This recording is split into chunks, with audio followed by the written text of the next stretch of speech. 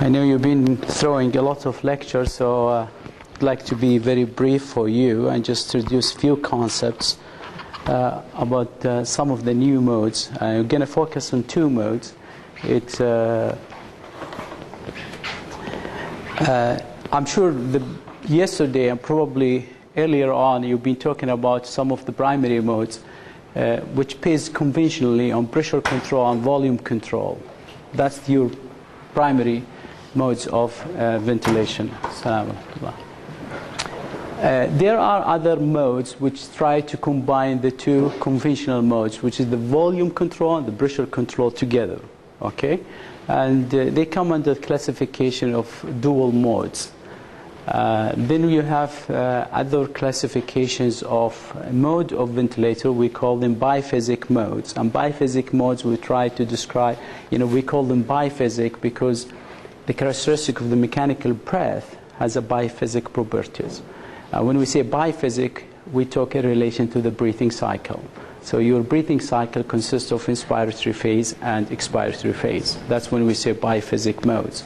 And then we have the adaptive modes, which is try to adapt what comes from the ventilator and try to adapt it to the patient needs.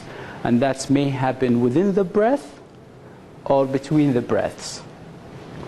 And I selected one just to give you a highlight about one of the recent modes, which is the adaptive modes, which we call neurally adjusted ventilatory assist, which is the NAVA.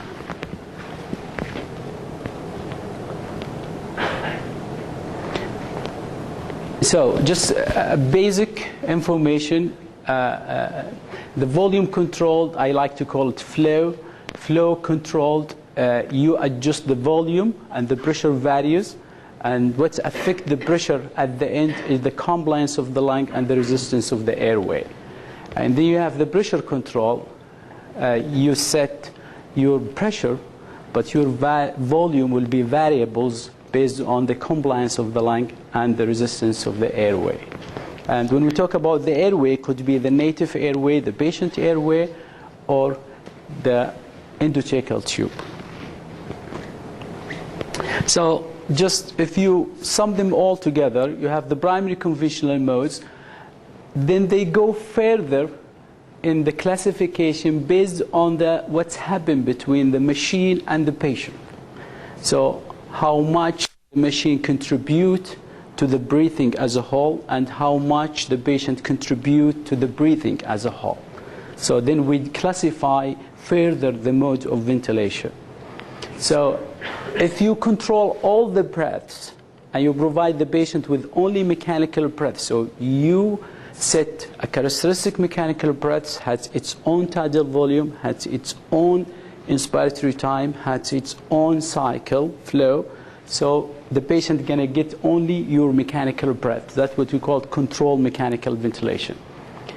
Then we come to the partially controlled, which is in a sense that there's some interaction between the machine and the patient. So the machine may ask the machine to give him either a mechanical breath, or it may ask the machine, the patient may ask the machine to assist him during the breath. And that comes to you, the assist control ventilation, and you have the SIMV, either pressure control or volume control. Or you could let the patient completely do the breath by himself. And this is where you have the completely spontaneous mode. I would not call it mode, but this is, some of the classic textbooks still consider pressure support, a mode. So this is a spontaneous mode. So the classic of that is the pressure support mode. Now let's focus on dual modes, which is a higher level. It's not only a pressure control, it's not only volume control, it's both of them together. So it's a microprocessor. We're going to just go through them. It combines the benefits of the volume control and the pressure control ventilation. Almost all use variable pressure to achieve targeted volume. Most of those dual modes, most of them, they will use variable pressure. So your pressure going to vary to achieve what we call targeted volume rather than a set volume. So targeted volume is different than guaranteed volume. When you are on volume control, conventional mode of volume control is guaranteed volume. Whatever you're going to set on the machine, the patient going to get it.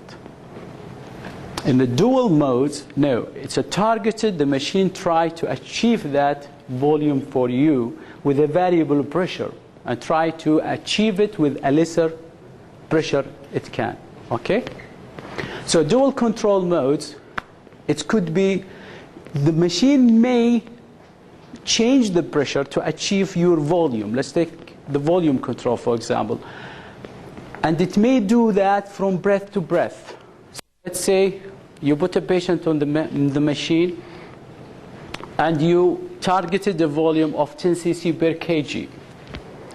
The machine will give few breaths to calculate the compliance and the resistance of the patient, then come up with a pressure of 20 to achieve 20 or to achieve 10 cc per kg tidal volume. So the machine now decided to deliver 10 cc of volume per kg for that patient. I need to deliver that volume with a pressure of 20 centimeters of water.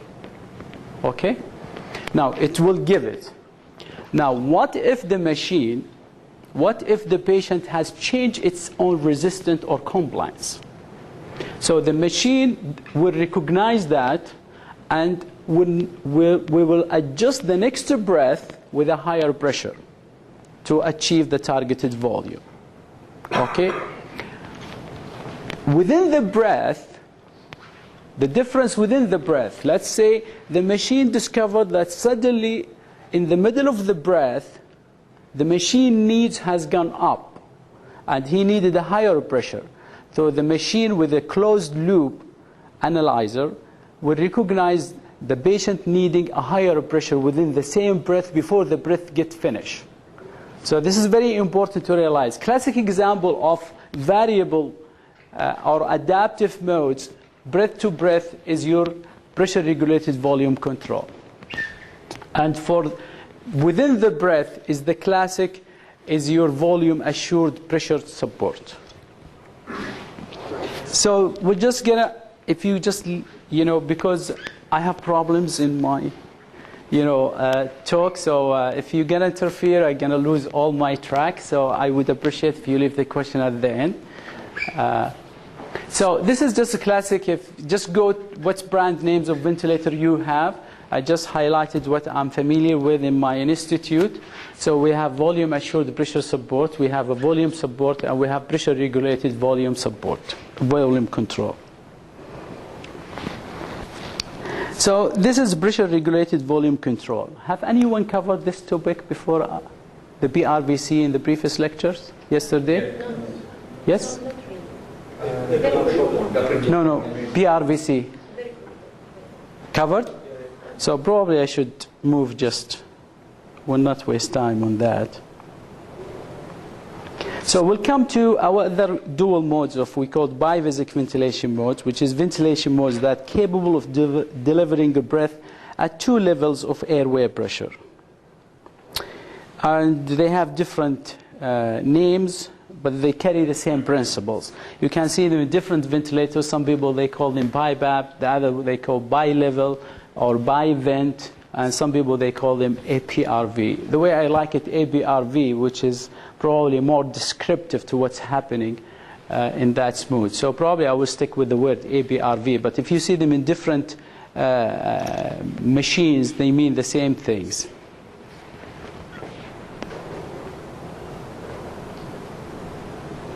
So biphasic pressure modes, it controls the pressure which moves between upper and lower baseline at a given user set frequency.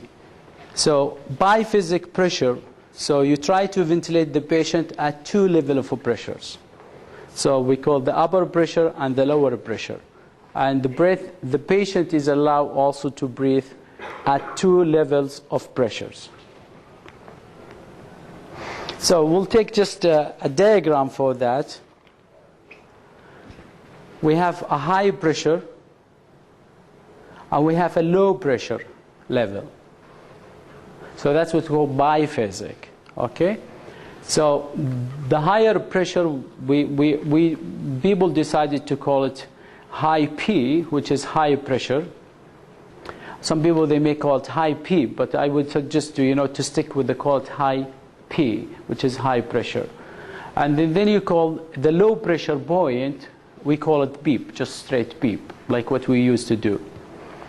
The high pressure has a time, and we call it T high, because it's a P high, so it has to be a T high. So the time where you have a high pressure, there is a time phase for that. So there's a pressure which is higher than the baseline, and there's a time for that. And also there's a lower pressure level, and also it has its own time. We call it too low. And the patient may breathe at the two level of pressures. So he may allow to breathe spontaneously. You may assist him with the pressure support, and patient may breathe on high level, and also he may breathe on lower level.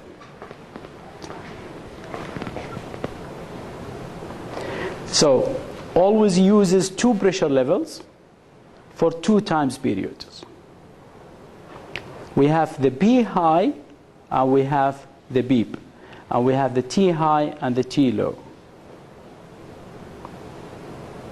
So ABRV stands for airway pressure release ventilation, because you keep the pressure P high, then suddenly you release it to a baseline, what we call the P low or the beep. So the patient still may be allowed to breathe at 2 levels of pressure. He may allow to breathe at a higher level or a lower level spontaneously. And also you may add pressure support to augment or amplify his breathing. So this is the interface display on BiVent 307. What you need to set when you are on ABRV mode, you need to set your P high. And usually the P high, it's equivalent to your plateau pressure and the volume control, or it's equivalent to your main airway pressure. So this is how do we set the P high. When you transfer the patient from conventional ventilator, you see what's his plateau pressure, that's going to be his P high. And you set the P low, set here at 5. Most of the time in my unit we set it at 0. And there's a time for the higher pressure, and it ranges from 2 to 5 seconds. The T high usually has longer time period than the T low. And then you have the T low, which is called here T beep. This is quite large time, so we tend to use as low as 0.2, but this machine unfortunately does not go to 0.2. So you could use it from 0.2 up to 0.8 seconds for the T low. As you can realize that the T high is longer and the T low is shorter. So if I'm going to throw the following questions, do you think this patient, his alveolar pressure most of the time having a higher mean air pressure or lower mean air pressure? Higher mean air pressure. And why is that? Because of his pressure is longer, and that's the time. Okay. Can we mimic this on a conventional ventilator?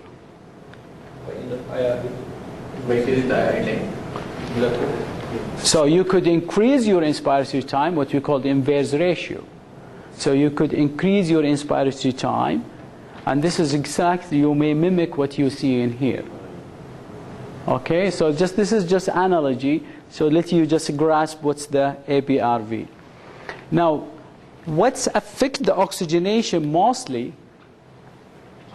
Is it the P high, or is it the P low, or is it the T high, or is it T low? And you are not allowed to answer, please.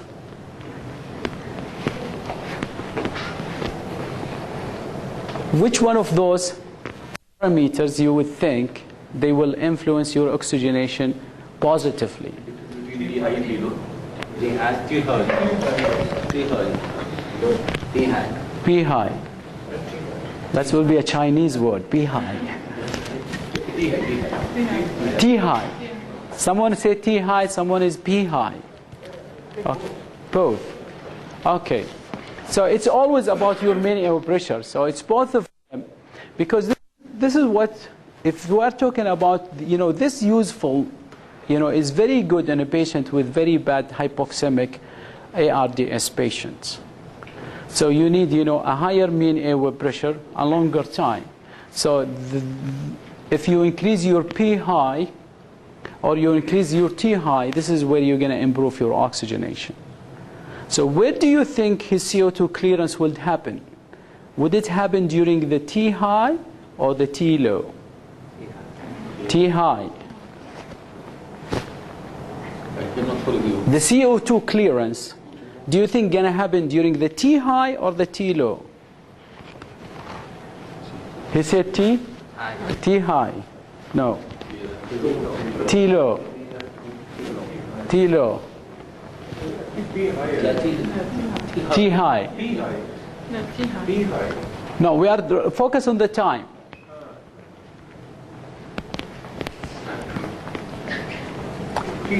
Is that you just think about it this way? Your tidal volume is proportionate to the difference between your T high and T low. So this is the time when we say the APRV. There's release ventilation. Just focus on the last two words of that mode. Release ventilation. Ventilation means CO2 clearance. Release, that's the ventilation happening during the release time. So once you drop the P high to the P low, this is the time you're going to achieve your minute ventilation. This is the time you're going to clear more CO2. Every time you release that pressure, the high pressure, you release it to the baseline, that you will let the lung exhale, because you're going to have a lower pressure. So before you were distending the lung with a higher pressure, longer time, then suddenly you allow the lung to deflate during the release time. So is how much you will release the P high is proportionate to your minute ventilation. But we don't like to manipulate the release time a lot to achieve CO2 clearance. Remember, I know some people, they may, advocate for hypoxemic and hypercapnic respiratory failure. If you do it at the bedside, I have not been successful if my patient is having trouble with hypercapnic respiratory failure. It doesn't work. I play with all the knobs. It doesn't work. If you bring me all the people, so it's extremely, this is very useful for hypoxemic respiratory failure. This is very important. So because if you're going to increase the release time more frequent, how that will influence your oxygenation negatively.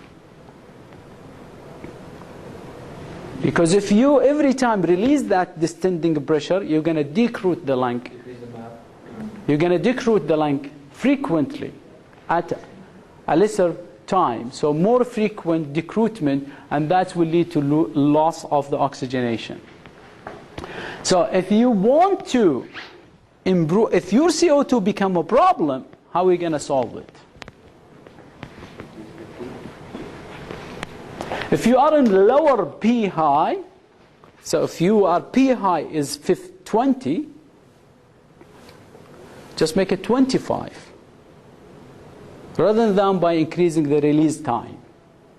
Remember, what determines the ventilation in ABRV is the gradient between your P high and P low, which is the delta P. It's exactly what we do in the high frequency. By the way, high frequency recently has been classified biphasic mode. Okay, so your first modality to clear the CO2, we'll talk about it in the workshop more further. But this is what you need to set.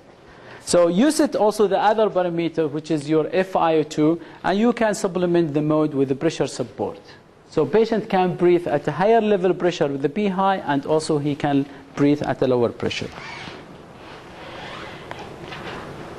So as you can see, this is the B high. It has a time. We call it T high. This is the B high. And we have the T high. And we have also a T low, which is your beep. So if you can see this, you can see the patient can breathe at a higher level, at the B high, and you can also augment his spontaneous breath with the pressure support.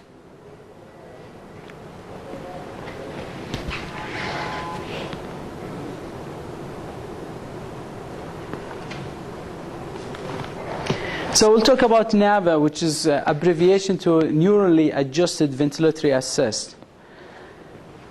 We know when you decide to breathe, your brain sends a message through the nerves to your diaphragm to contract. After your diaphragm contract, you change the compliance and the airway resistance, then the airflow. Now, if a patient who is being ventilated with positive pressure with endotracheal tube, if he decides to breathe, he just now, I need to breathe, he sends a signal to his diaphragm to contract. Open the contraction of the diaphragm, the patient starts to change the lung volumes and to reduce either the pressure or the flow in the circuit. Then the machine will recognize the change of pressure or the flow within the circuit as an effort from the patient to initiate a breath. Then the machine will deliver its own breath. Now, what if we have a way to know the patient gonna breathe before he contracts his diaphragm and before he drops the pressure or the flow at the airway? Will be much better.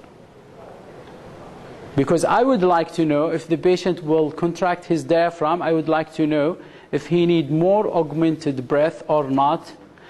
So I don't want him to waste energy to drop the flow or the pressure within the circuit to tell me that he is starting to breathe. I want to recognize his spontaneous breath and save energy for him. Okay? So it's about trying to sense the electrical activities of the diaphragm. And once you record the EMG, the electrical myoelectrogram, is that correct? Thank you. So once you recognize the actual potential on the muscles, so this is the signaling the contractions of the diaphragm. So it controls the ventilator output by measuring the neural traffic to the diaphragm. NAVA senses the desired assist using esophageal EMG electrodes positioned to detect the diaphragm's contraction signal. So it's about a tube. By the way, it could have a feeding tube also hooked together. So it's an electrode, 9 millimeter. There's probably 9 is variable from a neonate, infant, and adults. It has almost from 10 markings. Sorry. 10 markings. Is it 9 electrodes? I think like 10 because it goes near the heart and senses the... Yeah, no, counting only the electrodes, which is recording the EMG of the diaphragm. They supplement electrodes to record the ECG, because it's useful also to know where you are positioning it. So this is the electrical diaphragm catheter. Stick at the esophageal. So you just, like what you do when you are feeding a tube. You want it to be at the gastroesophageal junction, where's the diaphragm. And we're going to talk about it in the workshop, how you're going to know that you place it's very important to place the catheter on the right spot, in the right level of the diaphragm, so to be able to record the diaphragm activities. So once that's get recorded, the diaphragm, it's get that electrical signal, get to the machine, and you have a display for the voltage of the contraction of the diaphragm. So this is what does it look like. So what you see in the front, those look like an ECG strip. As you can see, 1, 2, 3, 4. Every time you go down, you lose the P wave. That's indicate to you are on the right spot. If you see B wave at the terminal leads, that means probably you are high. You are not at level of diaphragm. And this is what does it look like. This is the electrical activities of the diaphragm.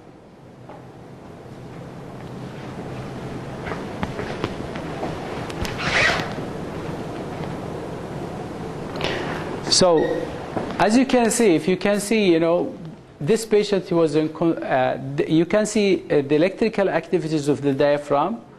It's happened before the volume comes to the patient. So it's preceded, what's being delivered by the machine.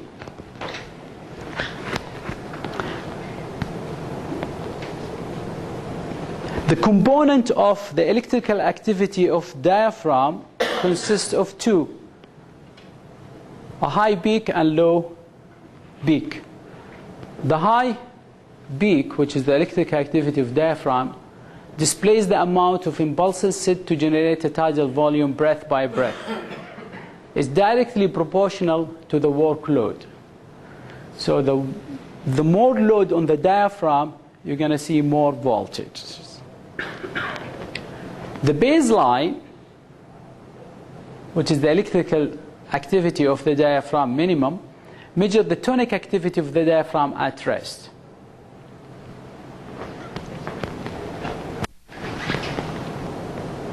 So just give you an example how we are doing with the time. 5 minutes more. Okay. So the electrical activity of the diaphragm signal controls the following. It triggers the breath, and also it determines the level of assistance. Because if the impulse is minimum, what does that imply? The patient does not mean a lot. Okay? But if he had a lot electrical activities, that need he more assistance. So it's not only to synchronize the mechanical breath to the patient, also to determine the level of support which is going to the patient. So that's the usefulness of picking the signal from the diaphragm. As you can see, this is the patient when he's breathing